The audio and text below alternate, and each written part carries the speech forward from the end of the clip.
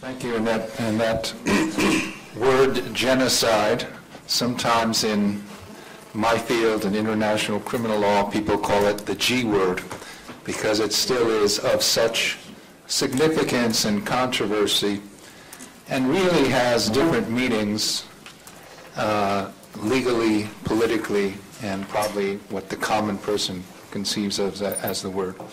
But now Vincent is going to give us his summary and views on what we've heard so far. Merci beaucoup. Quelques mots de synthèse, semble-t-il, c'est mon rôle pendant 10 minutes. C'est bien cela, je ne me trompe pas.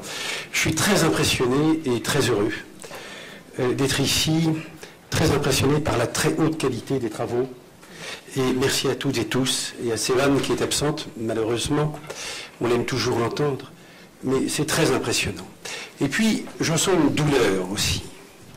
On nous a parlé d'une universalité, Annette Becker, vous venez de nous en parler, on nous a parlé de l'hôtel des peuples, et par opposition à la maison, à la terre natale. Et puis, notre ami Michael de Nichanian nous a parlé aussi de...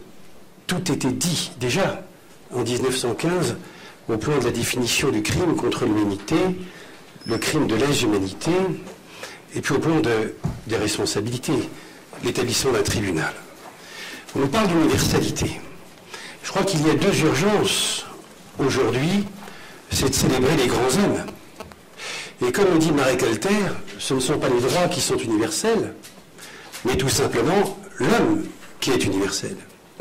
Si on écoute attentivement et on lit attentivement le texte de l'excellente Sévan Garibian, eh bien, que fait Sévan? Elle fustige l'établissement d'une hiérarchie au nom du droit entre différents crimes contre l'humanité et crimes de génocide. Vous m'avez compris, je n'entre pas dans le détail, mais c'est inadmissible. Célébrer l'universalité implique de ne pas discriminer. Quelle est l'évolution dénoncée par Sévan Garibian? Et c'est très important de la citer et de la reciter. Quelle est cette évolution? Elle est celle de l'expansionnisme, du négationnisme, du génocide arménien qui va prendre différentes formes. Et surtout nous nous attacherons aux détails. Le diable est dans les détails. Nous avons tout d'abord, il y a quelque temps, prenons les événements les plus récents, la décision du Conseil constitutionnel, qui, c'est un simple syllogisme juridique, qui part de raisonnements hautement contestables, car les lois déclaratives ne sont pas interdites en France. Elles sont même permises par une décision du Conseil constitutionnel de 1982, que cite Sévan dans son article, dans un précédent article que j'ai à la disposition. La mémoire est-elle soluble dans le droit qu'il faut lire et relire? Donc, on est parti d'un principe, à savoir de la contestation de la loi de 2001, déclarative. La France reconnaît publiquement le génocide arménien. Pour arriver à la contestation de la loi Boyer, qui, elle, n'est pas une loi déclarative. C'est une loi normative, puisqu'elle réprime comme la loi Guesson. Et donc, l'ensemble est déclaré inconstitutionnel, motif pris de ce que le législateur ne pouvait à la fois émettre une vérité historique et en sanctionner la négation. Mais on aurait pu dire le contraire. Nous y reviendrons. Et puis, vous avez récemment l'arrêt de la Cour suprême européenne. Je me suis renseigné. C'est un arrêt qui sera infirmé. Alors, il y a de fortes chances qu'il le soit. Je me suis renseigné auprès de juristes qui ont travaillé à la CEDH pendant des années et qui ne se reconnaissent pas dans cet arrêt. D'accord? Alors, pardon? Non, mais c'est bon. Alors, donc ça va, il est dans la poche. Je ne voudrais pas perdre le fil. Donc nous assistons, plus le temps passe, on assiste à quoi? Vous, les Arméniens, vous n'avez pas droit à une loi Guesson. Elle est anticonstitutionnelle, nous dit-on. Bon, le raisonnement est médiocre, car la question de la constitutionnalité d'une loi qui pénalise la négation n'a pas été résolue par le Conseil constitutionnel. Donc nous sommes en présence d'un sophisme juridique. Et la Cour européenne des droits de l'homme, dans son arrêt Perinchek, qui vient reprendre l'argument du Conseil constitutionnel pour dire que Perinchek, qui vit dans le culte de Talat Pacha et de la réhabilitation de Hitler turc, eh bien celui-là peut dire du génocide arménien qu'il est un mensonge impérialiste international. Le Nouvel Observateur titrait à ce moment-là, eh bien, ni le génocide arménien n'est plus un délit. Très bien. Et on pourrait ajouter, comme ça a été dit tout à l'heure, que dire de Perinchek qu'il conteste la qualification et non pas le fait de génocide est une imbécilité totale. Les juges n'ont rien compris. 5 contre 2, il faut lire les opinions dissidentes, parce que contester la qualification, c'est contester le fait, évidemment. Donc, question, nous prend-on pour des imbéciles? À l'heure où le carnage, on a parlé de barbarie, commis par, on l'appelle Daesh, nous renvoie, avec les yézidis et beaucoup d'autres, à quoi? Je suis sur Twitter, pourquoi? Parce que je reçois des photos, vous en recevez, du monde entier, d'Arméniens du monde entier, qui font des comparaisons entre ce qui se passe aujourd'hui et ce qui s'est passé en 1915. Et vous avez la même description des atrocités. Alors que nous vivons cette actualité-là, alors que nous savons que la Turquie a été très laxiste dans sa répression du mouvement islamiste, eh bien, alors que nous vivons cela, on assiste à un recul incroyable, finalement, de quoi? De la cause arménienne. Pourquoi? Elle est contestée de toutes parts. Alors que faire? Il faut revenir peut-être à des fondamentaux. D'abord, célébrer Raphaël Lemkin. On a déjà... Pourquoi? Parce que concepteur, inventeur du concept de génocide. C'est énorme. Et c'est énorme parce que on sait que Raphaël Lemkin, qui a été célébré, je crois que son nom figure, une plaque a été inaugurée, je ne sais dans quelle salle du Trocadéro, enfin, du Palais de Chaillot, peu importe. Mais ce n'est pas suffisant. C'est-à-dire qu'il faudra régulièrement organiser des conférences sur le travail de Lemkin, et on sait que Lemkin n'a pas pu aboutir, et j'en ai la confirmation aujourd'hui, beaucoup plus éclatante, lors des travaux du tribunal, de la session du tribunal de Nuremberg, dans l'énoncé, dans l'admission du concept de génocide, si bien qu'à un moment donné, comme me dit Sévan Garibian, vous n'aviez rien qui puisse dire, qui dise de la Shoah, par exemple, qu'elle est un génocide. Le concept de génocide revient en 1948 avec l'adoption de la Convention, bref, pour la prévention et la répression du crime de génocide, mais on ne l'a pas en 1945. On a le concept en 1943 ou en 1944, mais il y a un manque. Bref, il faut reparler de tout cela. C'est très important. Pourquoi? Parce qu'on vit dans une époque de négation qui n'est pas admissible. Alors, sur les responsabilités, on a le procès des humanistes, mais on a le procès de Segomen Tehlirian tout de même. Segomen Tehlirian n'est pas n'importe qui. Pourquoi Segomen Tehlirian? Parce que Segomen Tehlirian, que fait-il? Dans l'opération Némésis, mais les historiens me reprendront, il est le prolongement de l'inexécution des sentences prononcées, comme nous l'a dit Michael Nichanian, par les tribunaux de Constantinople. Donc, il faut reparler également du procès de Segomen Tehlirian. J'ai entendu à plusieurs reprises que Segomen Tehlirian avait assassiné Talat Pacha. De grâce, s'il vous plaît. N'employez plus le terme d'assassin. D'abord, il a été acquitté. Donc, il est l'exécuteur. Il est l'exécuteur et il a dit « Je n'ai rien à me reprocher, j'ai une claire conscience de ce que j'ai fait ». Et ce qui est très intéressant dans le discours de notre ami Michael Nichanian, c'est que c'est l'exfiltration par l'Allemagne de Talat Pacha en Allemagne. Ça, c'est extraordinaire. Cette responsabilité de l'Allemagne, qui est énorme, non seulement dans la commission du génocide, mais également dans la fuite des responsables. Cette responsabilité qui est envisagée au mois de mai 2015, puisqu'on parle de crime de lèse-majesté, et les puissances occidentales s'adressant à la Sublime Porte parlent de l'édification d'un tribunal. Alors ce tribunal, on devait l'avoir avec, semble-t-il, le traité de Sèvres, mis à néant par le traité de Lausanne. La Turquie a perdu la guerre, qui perd gagne, elle a tout gagné au plan des territoires. Bref, qu'est-ce qui était bien négocié? Elle a beaucoup gagné. Mal négocié à l'époque, il faut s'intéresser aussi à cette partie de l'histoire, puisque aujourd'hui, nous raisonnons en termes de réparation, de revendication. Mais que faire? Crier dans la rue chaque année, au moment du 24 avril, célébrer à Yerevan le 100e anniversaire du génocide arménien, le célébrer à Istanbul? Il faut le faire, bien sûr, et il faut le faire. La mobilisation de la diaspora est la condition sine qua non du recul du négationnisme. Bernard-Henri Lévy nous a dit que le négationnisme est le stade suprême du génocide. Mais actuellement, le négationnisme connaît son stade suprême de victoire. Il est victorieux, le négationnisme. Il va s'exprimer de manière assez fourbe, suffisamment fourbe dans des décisions qui sont juridictionnelles. Je rappelle, Conseil constitutionnel, Cour européenne des droits de l'homme, avec présence du gouvernement turc, et puis avec des collusions dangereuses que Nouvelle d'Arménie a dénoncées récemment. Bref, entre tel et tel membre du Conseil constitutionnel et puis tel responsable turc politique, des correspondances ont été publiées qui ajoutent au scandale, et je ne parle pas de ceux qui sont diplômés docteur honoris causa de telle université, par exemple Galatasaray. On assiste à une perversion des comportements.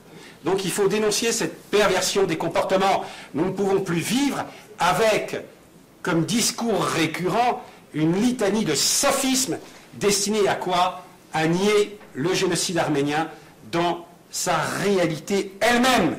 L'heure est grave, je ne dramatise pas, mais je me pose des questions, je suis inquiet. Je suis extrêmement inquiet à tous égards. Et on peut prendre un exemple, et j'aurai bientôt terminé, un exemple extrêmement significatif. La minute de silence du mois de février 2013 à l'Assemblée nationale, à l'occasion de la célébration des, je ne sais plus quel anniversaire, des pogroms de Msoum Gate. 2 jeunes Azéris ont réussi à s'infiltrer dans les locaux de l'Assemblée nationale, suffisamment sécurisés, filtrés à l'origine, dès le départ, réservation, et pendant la minute de silence, une jeune femme accompagnée de son garde du corps a prononcé un discours avec une voix un peu hystérique sur Khojaly, les événements de Khojaly. On n'hésite pas, dans les locaux de l'Assemblée nationale, en présence d'hommes politiques, en présence de personnes qui sont venues écouter et se recueillir, à bafouer une malheureuse petite minute de silence. Mais ce fait pourrait être considéré comme un simple détail. Mais c'est une réalité. Il y a aujourd'hui une enquête judiciaire avec un juge d'instruction, à la demande de qui? Des 2 Azéris qui, selon les dires de Mme Nathalie Goulet, sénatrice, auraient été passés à tabac. Nous en sommes là aujourd'hui. Et cet événement est considérable, ramené au reste. Quel est l'écho aujourd'hui des revendications arméniennes au plan de la reconnaissance du génocide, au plan de la qualification du génocide, au plan de la pénalisation, de la négation du génocide, au plan des réparations? Que faut-il faire? Alors on a posé la question, et j'en aurais fini en vous disant ceci, lors d'un colloque à Strasbourg, sur la justice pénale internationale. Pourquoi ne pas créer une cour pénale internationale ad hoc, contractuelle, à l'image, par exemple, du tribunal permanent des peuples de 1984? Car toutes les cours internationales, et notre ami nous le dira, sont radicalement incompétentes pour trancher la question arménienne. Pourquoi ne pas se mettre autour d'une table et entre États responsables, à l'heure du carnage sur les populations chrétiennes d'Irak et de Syrie, se mettre autour d'une table qu'on est incapable de résoudre et on laisse faire? Parce que les puissances, comme d'habitude, ont intérêt à ce qu'il en soit ainsi. On contrôle la situation, on n'éradique pas la violence et la barbarie.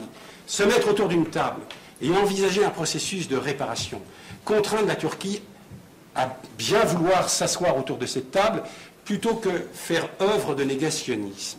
C'est ça la question posée, la création d'une juridiction pénale internationale ad hoc. Mais là, nous rêvons. Et à l'occasion, je rêve, en vous disant ceci. La loi peut-elle dire l'histoire? Il y a un ouvrage qui a été fait par les partisans, par des gens de grande qualité, et la parole a été donnée à Pierre Nora et à d'autres. Mais, à propos de l'établissement du génocide, on a dit, il y a 2 types d'intervenants. Il y a les historiens, et lesquels, lorsqu'ils sont à bout de souffle, n'y arrivent plus, eh bien, voient d'autres personnes arriver. Les poètes. Et les poètes qui arrivent, citant Barbet de Revilly, peut-être pour réécrire l'histoire à partir non plus d'une vérité historique, mais de leur mémoire si défaillante. La mémoire des victimes, que l'on oppose à la vérité historique. Eh oui. Mais qu'est-ce que la mémoire? La mémoire, qu'est-ce que c'est? C'est toujours le souvenir imparfait d'une souffrance.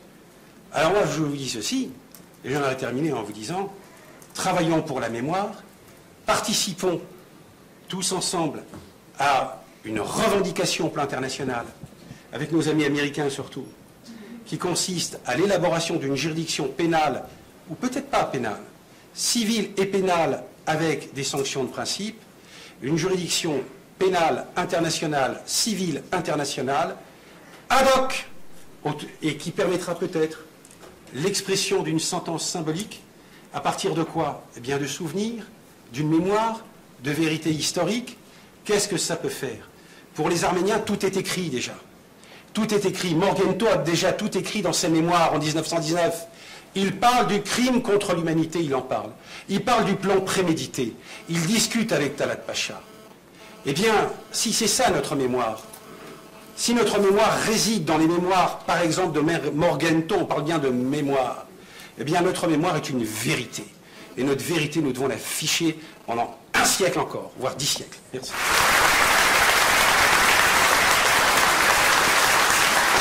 Questions, please write them down. We want to take all the questions in writing, not orally. So if you have a question, please write it. I think I'll exercise one power of the being present one moment and ask the first question of Mikhail. And Mikhail, the question that I have for you is that you've talked about the process of the trials in Constantinople as being a failure. And I know in your paper you give more of the reasons, and being somewhat of a farce in the way it was conducted. But since there were convictions in that case, was the evidence that's used or the judgments that were obtained of some value historically from that process? Oui, alors je disais que c'était une farce judiciaire, les procès 19-20. Alors c'est une farce judiciaire parce que les principaux responsables du processus génocidaire ont échappé à divers titres au processus judiciaire. Alors notamment les différents moyens par lesquels ils ont échappé, c'est donc les principaux responsables en Allemagne, les autres principaux responsables en Anatolie auprès des cadres kémalistes, et ceux-là même qui étaient à Constantinople, une partie a été emmenés, transférés à Malte, et ceux-là même qui sont restés à Constantinople ont été simplement condamnés le plus souvent à des peines très légères et donc ont été libérés lorsque les armées kémalistes sont revenues à Constantinople en 1923. Alors est-ce que ces procès ont malgré tout une valeur? Oui, bien sûr, ils ont une grande valeur, une valeur surtout historique. Alors je ne sais pas si vraiment on peut s'appuyer dessus pour leur donner une valeur juridique, puisque je ne suis pas juriste, mais en tout cas pour la dimension historique, ils ont une grande valeur. Donc effectivement, je n'ai pas eu le temps de développer ce point.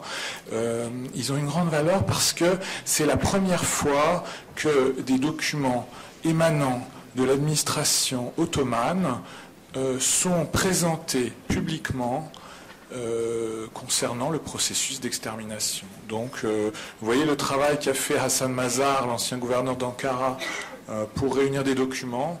Eh bien, ce travail a porté ses fruits. Il y a quand même des hauts fonctionnaires qui ont accepté de jouer le jeu, de transmettre des documents compromettants pour les autorités unionistes. Et donc ça, c'est effectivement pour les historiens et peut-être pour les juristes, des documents effectivement extrêmement intéressants qui témoignent vraiment de la réalité d'un processus d'extermination mis en œuvre par le Comité Union et Progrès, par les autorités ottomanes. Il y a aussi évidemment des dizaines de témoignages de hauts fonctionnaires. Donc ça aussi, c'est effectivement très précieux parce que ce mouvement de témoignage de hauts fonctionnaires musulmans, il cesse dès août 1920, dès que le traité de Sèvres entre en vigueur, dès qu'il est signé en août 1920, eh bien immédiatement le processus judiciaire prend fin puisque le processus judiciaire est d'abord destiné à inspirer l'indulgence des puissances de l'entente. Donc oui, bien sûr, il y a une grande valeur historique et peut-être juridique quand même. Thank you. I say that just because I've found that in every court, no matter how international it is, no matter how much the rights of the accused are protected, those who don't want to accept the truth at all, that have a closed mind, are not going to accept it. But it becomes much more difficult if the judges are from, or we're all Turkish, and if the judgments end up condemning and showing that, in fact, people were convicted of intentional crimes, intentional killings, not just people dying in deportations from difficult conditions. But I think most of the questions are written in French, so I think I'll pass it to Annette, who has the questions. Do you want to answer some of these? Oui, bien sûr. En fait, j'ai plusieurs questions sur Lemkin, dont une qui va me permettre de revenir à Nuremberg, qui est très important. Hein. Pourquoi le besoin éprouvé par Lemkin de légitimer le concept de génocide par l'universalité, et donc le rappel de 15, pourquoi ce besoin ne joue pas en 45 ? Je crois que j'ai répondu en partie, mais un peu rapidement à la fin de mon papier. C'est que en 45, le problème immédiat est de juger les criminels nazis. Et Lemkin voudrait que le droit international immédiatement utilise le mot, son nouveau concept. Il est totalement obsédé par cela. Et donc, c'est dans la suite de Axis Rule, et je réponds de cette façon-là à Peter et au droit de l'occupation. Son livre majeur, Axis Rule, est un livre qui est avant tout un livre sur l'occupation nazie, et le droit de l'occupation était un droit qui l'avait beaucoup intéressé et qui existait, lui, depuis très longtemps. Et comme le rappelle Peter dans sa question, fort justement, il était interdit d'assassiner des civils dans un territoire occupé. Ce qui avait été fait pendant la Première Guerre mondiale, et ce qui est fait, bien sûr, à grande échelle, pendant la Deuxième Guerre mondiale. Et donc, Lemkin n'a pas besoin, à ce moment-là, de passer par le passé et de passer par l'universel, parce que présentement, ce qui l'intéresse, c'est qu'on utilise le mot génocide pour les nazis, et c'est tout. Mais très rapidement, comme il a échoué à Nuremberg, il se rend bien compte qu'il faut repasser par l'universel. Et c'est pour cela que dès 1946, et dans ses notes personnelles, c'est absolument évident, il se met à lire une masse de livres sur l'extermination des Arméniens. On a ses notes de lecture, et c'est très intéressant. Il va passer par les Arméniens, auxquels il s'était beaucoup intéressé auparavant, mais qu'il avait mis sur le côté, on peut le dire de cette façon-là, parce qu'il croyait que la première chose, c'était de juger les crimes des nazis. Et pour répondre, de nouveau à Peter, dans le chapitre génocide de son livre, qui est le chapitre 9, et après, dans l'Union soviétique et dans l'Europe orientale occupée par les soviétiques, quand on parlait de génocide pour la Deuxième Guerre mondiale, on parlait toujours des Juifs, mais on parlait aussi des Tchèques, des Polonais, etc. Ce qui paraît plus étonnant, et là je me tourne vers Peter et d'autres spécialistes, parce que moi je ne sais pas, comment se fait-il alors qu'on n'ait pas plus parlé dans le bloc soviétique des Arméniens? Parce que c'eût été la logique. It was possible. You couldn't try anybody for genocide until he invents the word. It is possible to try people for the acts that he later categorizes under genocide. And what I find very, very curious about Axis Rule is that he is describing a Holocaust and violence against Jews and Poles. You're very right about Eastern Europe. But you could try Nazi Germany for all of those violations under the law of war. And in fact, law of war is one of the three categories of charges that were brought forward at Nuremberg. Violations of the laws of war and the murder of Jews in occupied territories was also practiced after the war in Czechoslovakia, before the Soviets controlled it. In Poland, the head of Auschwitz is in fact executed by a Polish trial. So you didn't need an international trial with genocide. This is where the Holocaust, I think, analytically in legal terms, is different than the Armenian genocide. You needed genocide and crimes against humanity as a new category, because in the Armenian case, you had the subjects of that state kill them. That's why it's so curious that he develops genocide. And in the discussions in London, when they came up with the categories for the Nuremberg trial in 1945, they said we need crimes against humanity, we can get the Germans for everything. The one category we can't get them for is murdering German Jews. And that's what you need genocide for. But of course, Lemkin's book is not about Germany. That's what I find so curious. Yes, actually, in Nuremberg, there were the three categories of crimes. Genocide had not been invented, were violation of the laws of war, initiating an aggressive war, and crimes against humanity. So the killings of most of the civilians were tried under, and people were convicted for crimes against humanity. And executed, I think about 20%. The genocide, perhaps it would be useful to give a quick definition, because we've been talking about it, but if I could just add the legal definition for those of you who may not be aware of it. Genocide is certain acts that are done with a specific intent, and it's the intent that really distinguishes genocide from other crimes.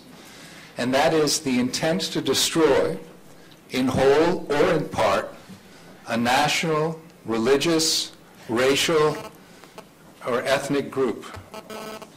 And any of 5 categories of acts. They can be killings, inflicting severe mental or emotional harm, creating conditions of life that could lead to the destruction of the group, transferring children from the group, or preventing births. Any of those acts would, done with this specific intent, qualify as genocide. And the definition itself was a matter of debate and of compromise. Lemkin, as I understand it, originally proposed, for example, to include political groups, and that was opposed particularly by the Soviet bloc. C'est un peu plus compliqué que ça, mais il y a 5000 pages de discussion. But those are not included, so it has to be a racial, religious, ethnic, or national group. So do we have other questions? One of the questions was about the assassination of Frank Dink from Mikhail Gens, and how that might be related in any way to the process in Constantinople, or what relationship you can draw. Alors on a une question effectivement sur le fait que les procès qui ont entouré l'assassinat de Hrant Dink étaient également des farces juridiques, et donc si on peut dresser un parallèle entre les procès 19... alors non, il y a quand même une très grosse différence, c'est que en fait les procès 19-20 sont organisés par les opposants aux unionistes. Vous voyez, ce sont les adversaires de l'Union et Progrès qui veulent justement disqualifier, discréditer leurs opposants. Or aujourd'hui, aujourd'hui en tout cas, quand les procès liés aux assassins de Hrant Dink ont eu lieu, au contraire, c'était... on pense que c'est au contraire les forces secrètes de l'État qui ont essayé qui ont manipulé en tout cas des individus pour les pousser à éliminer Hrant Dink. Donc je crois que c'est un cas de figure très différent. Si vous me permettez, justement, la question est excellente.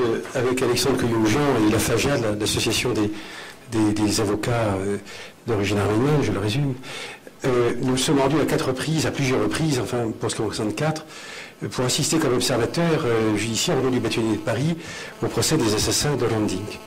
Donc nous avions dans une petite salle la cour d'assises spéciale d'Istanbul qui siégeait, et au milieu de la salle, c'est pas comme en France, plusieurs accusés, 19 au total semble-t-il, mais notamment Yassine Ayal. Et Yassine Ayal a fait un parallèle entre l'assassinat, entre guillemets, dit-il, de Talat Pacha par Sogolon Télirian, et la décision prise par Yassine Ayal, et j'oublie le nom des autres, mais ça va revenir, Ogün Samast, d'assassiner Hrant Dink. Ça a été dit devant nous, nous avons pris l'information à la volée, donc c'est la réponse. Ce qui est intéressant, c'est que les auteurs de l'assassinat de Hrant Dink ont imaginé de répliquer donc, à l'exécution de Talat Pacha par Sogolon Télirian, ce qui illustre la vivacité encore du phénomène Talat Pacha en Turquie. Il faut rappeler que Talat Pacha, tout de même, n'est pas n'importe quel personnage. Il avance en 1908 et en 1909 comme un humaniste, avec les valeurs de liberté, d'égalité, de fraternité. Il est le premier grand maître du Grand Orient de Turquie à Istanbul, et en Turquie est implanté à Istanbul, et il est à la tête d'un ensemble de réseaux impressionnants. Je ne suis pas historien, mais je l'ai lu. Ce que je veux dire, c'est que quand on... Je crois que c'est son... il est où là, actuellement son cadavre, la colline de la liberté, c'est ça? À Istanbul. Oui, non, mais ce que je veux dire, on est toujours un symbole de liberté et tas de choses. Donc ces noms ne sont pas innocents. Donc moi je les relie aux fonctions qu'il occupait à l'époque, en 1908, en 1909. Donc on le couvre de valeurs symboliques. On couvre de valeurs symboliques donc l'auteur du génocide, et on établit un lien, comme je l'ai dit tout à l'heure, entre les événements de 2007 et ceux de 1915. C'est dire qu'il y a encore une mémoire très vive en Turquie, une mémoire négative. Mais c'est vrai que ce ne sont pas les mêmes procès. Il y a une république turque. On essaie d'avoir, je pense que les Turcs essaient d'avoir un fonctionnement démocratique de leurs institutions, mais il faut savoir que c'est vrai que ce procès a tourné à la mascarade.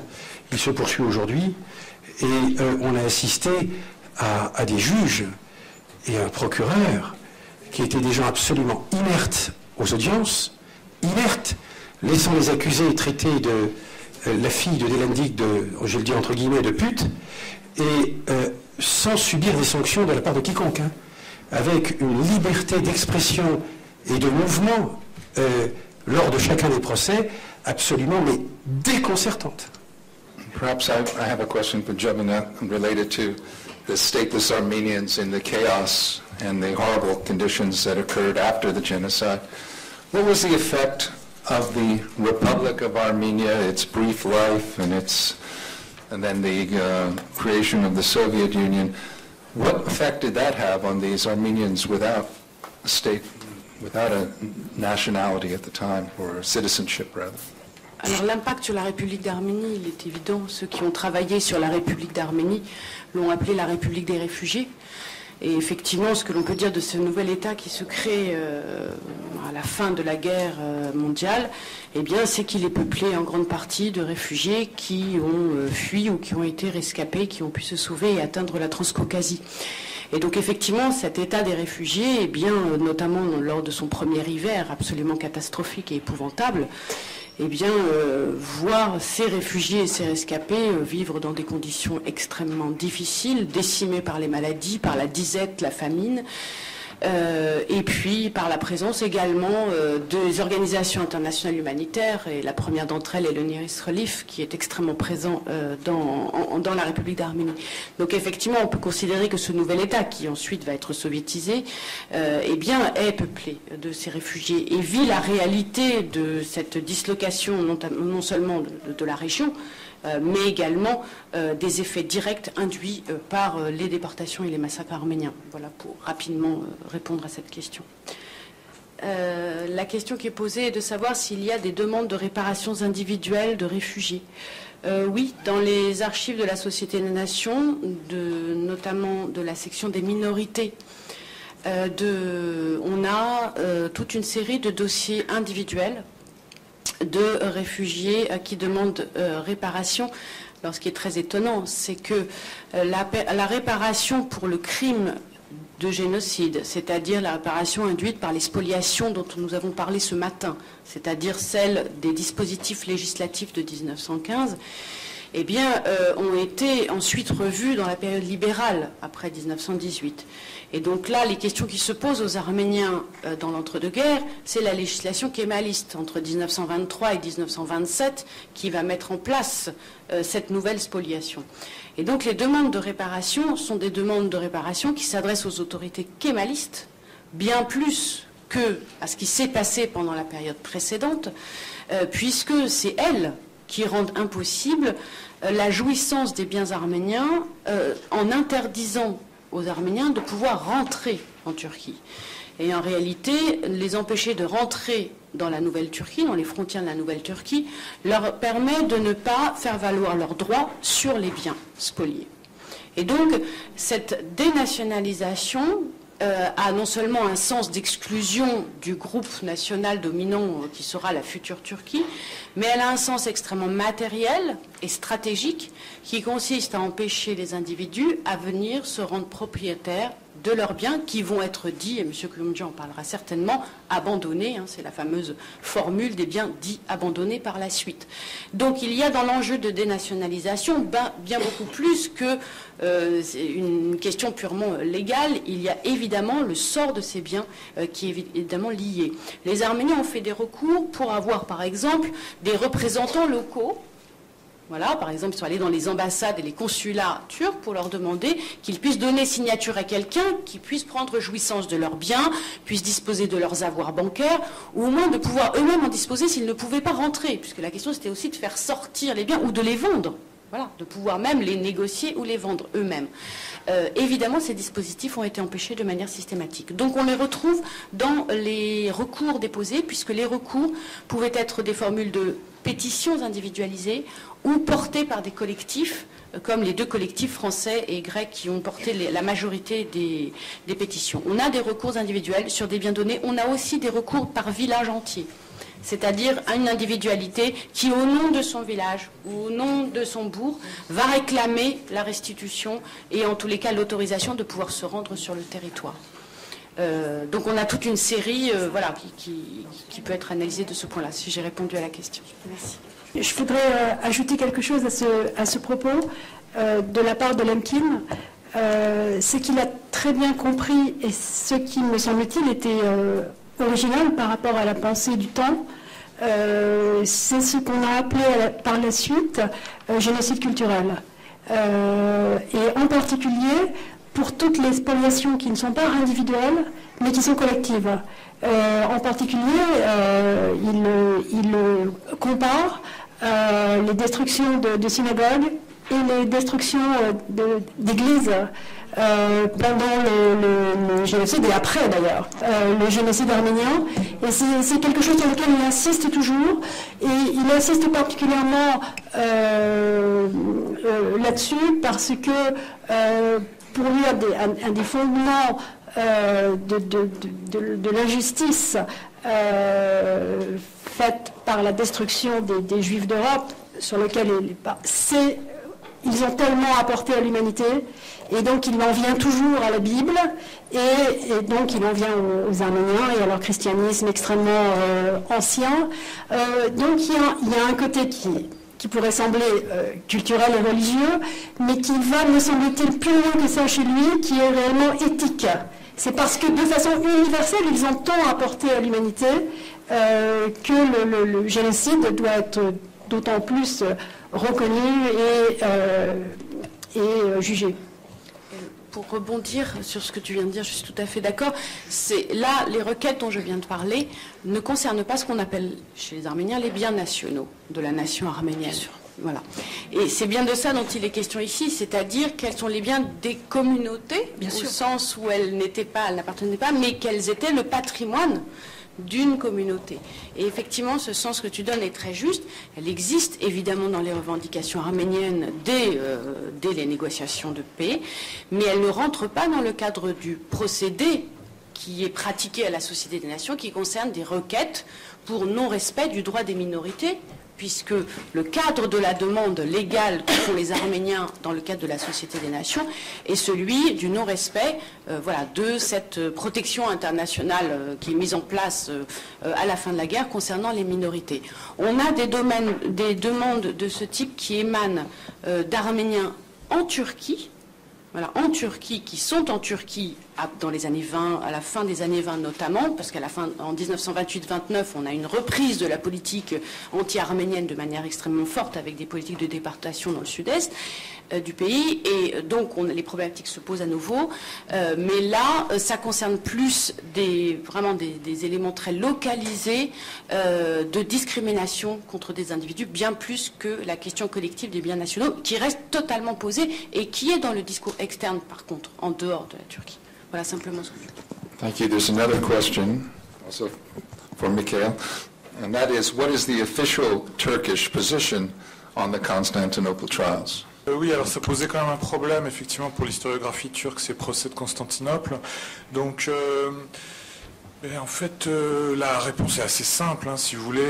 Pour les nationalistes et les négationnistes turcs, ces procès sont des procès des vainqueurs, et donc ils n'ont aucune valeur juridique, puisque Constantinople était occupée par les puissances de l'entente, et donc ce sont les procès des vainqueurs. C'est une accusation aussi qui avait été faite contre les procès de Nuremberg, qui était une justice des vainqueurs.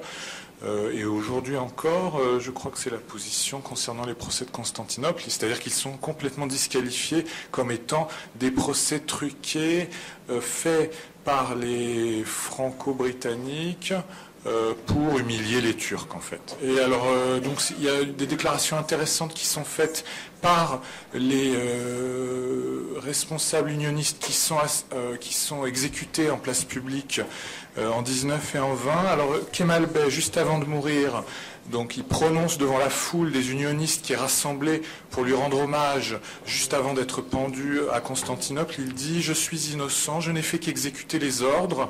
Vive les musulmans et la Turquie, mort aux Arméniens, ennemis perpétuels de l'Empire. » Donc ça, c'est ces déclarations donc le 10 avril 1919. Et donc, vous voyez, il y a un mélange à la fois de refus de reconnaître et en même temps de reconnaissance. Donc, c'est le type même, si vous voulez, du discours négationniste. Et donc l'année suivante, en 1920, il y a donc un autre responsable qui est exécuté en place publique le 22 juillet 1920. Et lui aussi, donc, il a l'occasion de parler à la foule des partisans du Comité Union et Progrès juste avant d'être exécuté. Et donc, il dit « Longue vie au Parti Union et Progrès. En massacrant les Arméniens, j'ai rendu un grand service à mon pays. » Donc là, vous voyez, c'est le même discours à la fois de reconnaissance et en même temps de déni, puisqu'ils prétendent n'avoir fait qu'obéir aux ordres. Et donc, c'est le discours habituel, effectivement, des responsables des processus. I just have a brief comment on the concept of cultural genocide that's been mentioned. And there is a lot of jurisprudence now in the international criminal tribunals, particularly for Yugoslavia and Rwanda, and the International Criminal Court, and the International Court of Justice on the definition of genocide. And this jurisprudence makes clear that genocide has to be to physically destroy a group. It's simply cultural destruction, destroying the traditions, does not qualify under the legal definition of genocide. Also, the issue was raised, what about reparations? There have been judgments, as I think most of you are aware, in Yugoslavia for genocide in Srebrenica, and in Rwanda for the genocide in that country, where in 100 days about 800,000 lost their lives. The courts, these international criminal courts, although by their statutes allow them to provide for individual reparations, they haven't done it. You know, there's many practical problems. First of all, finding money that the accused have, and then determining the harm, putting a monetary value on what happened to 800,000 people's relatives who would be the victims who survived that. And in the International Court of Justice, there's been a couple cases, but one in particular, which was Bosnia versus Serbia, where the Bosnian state brought the Serbian state to the International Court of Justice for a violation of the genocide statute. And in that case, the court in the end found, mainly relying upon all of the evidence from the Yugoslav Tribunal, the ICTY, that genocide had been proven in Srebrenica, but the proof was not that the state of Serbia was responsible for committing the genocide, but they were found to be responsible for complicity to genocide, for failing to prevent the crime when there had information that massacres would happen, and failing in particular to arrest those wanted, in particular General Ratko Mladic, who at that time the court found the evidence was living in Serbia. However, I think what was kind of disappointing for me in that judgment, they said given that the finding was only complicity in genocide, no reparations were appropriate. So nothing was ordered as far as any reparations for the complicity in genocide. Merci beaucoup pour cette précision et je veux juste conclure par la supériorité des historiens sur les juristes. C'est pas parce que le droit ne va pas assez loin que nous, en tant qu'historiens, anthropologues, ne devons pas aller plus loin. Et le génocide culturel, à mon avis, est d'autant plus extraordinaire que les gens sont morts, et de toute façon, les Juifs qui parlaient le yiddish seraient morts aujourd'hui. Et les Arméniens qui priaient dans ces églises seraient morts. Mais le génocide culturel fait qu'il n'y a plus de yiddish, qu'il n'y a plus de synagogue et qu'il n'y a plus d'église. Et cela me paraît tout aussi important que la mort des êtres humains.